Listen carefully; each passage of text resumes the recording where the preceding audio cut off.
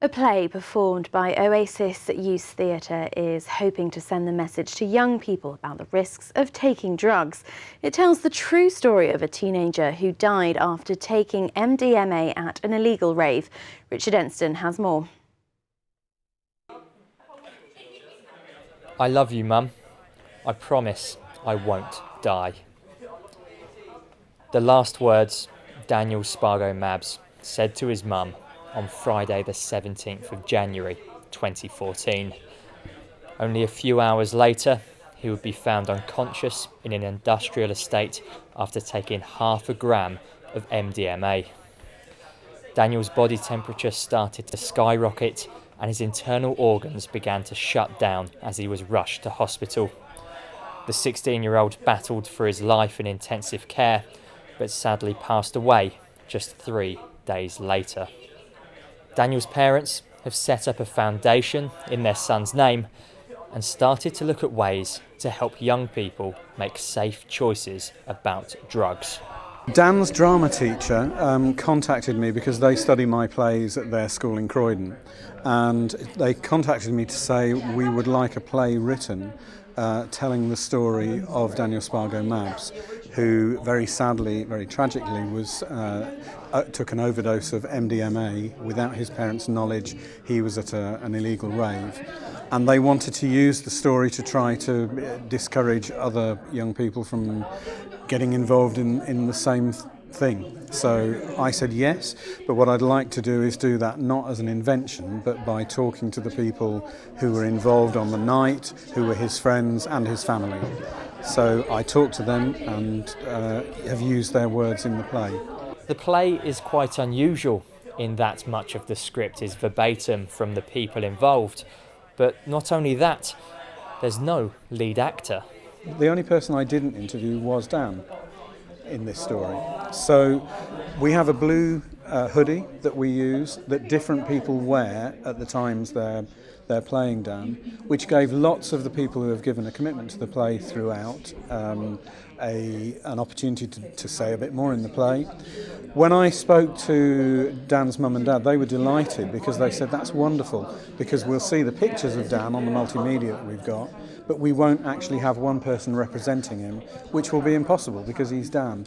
So as the only person who doesn't have a voice, he also doesn't have one single actor representing him, but many of the people in the cast.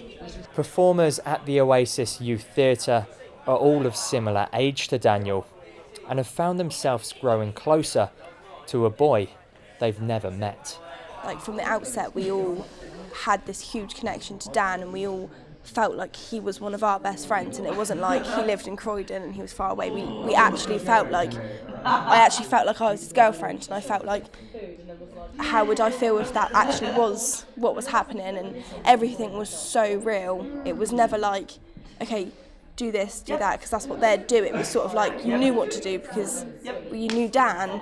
So many lives that Dan has touched, and he's not even met anybody. He's not met any of us, and he's just such a massive part of our lives now. And our family and our friends have got to know Dan through us, so they've passed us his story, and we've passed it on. And he's just touched so many people, and he unfortunately wasn't here to actually do that himself.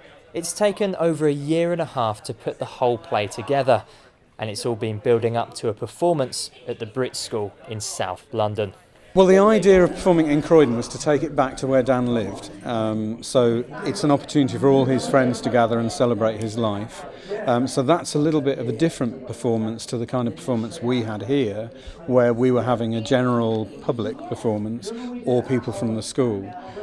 So I think they're going to be two quite different things, but there are plans and hopes that we can raise the money to send this out as a professional tour into schools, and the Daniel Spargo-Mabbs Foundation are trying to raise enough money to send out a professional group into schools.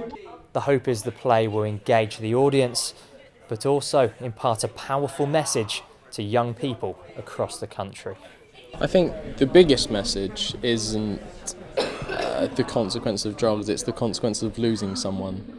And no matter how you lose them, it does affect people, whether that's through natural causes or something like these actions through drugs, or, you know, it's anything, isn't it? And I think it's that showing how each single life is precious and how you need to do these preventions and look at the consequences of what your actions might do to other people. Yeah, to get it away from it, because I think this whole play isn't about what Dan did and how the outcome was. I think it's the effect it has on everyone else. Like I said, it's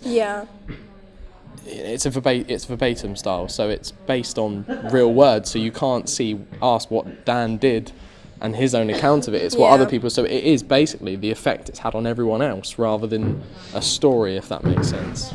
It became one big joke. There was this whole quality of intonation thing. I'd give him a big sort of dramatic hug and I'd say, "I love you, Dan." And he'd go, "I love you, Mum. I promise I won't die." I remember one of the first things I said when I got to the hospital was, "You promised, Dan. You promised." Richard Ensten for That's Solent.